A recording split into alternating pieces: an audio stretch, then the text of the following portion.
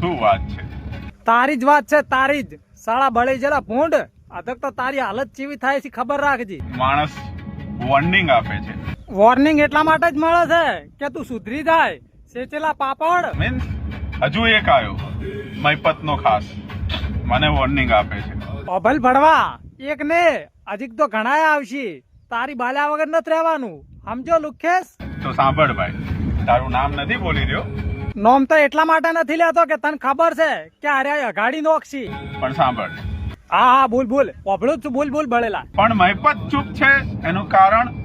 મહિપતસિંહ બાપુ એટલા માટે નથી બોલતા કે તારા જેવા ભડવાઓને પાછો જવાબ આલવા માટે અમે બેઠા છે, સમજો ભડવા. એટલે તો મહીપત ચૂપ છે.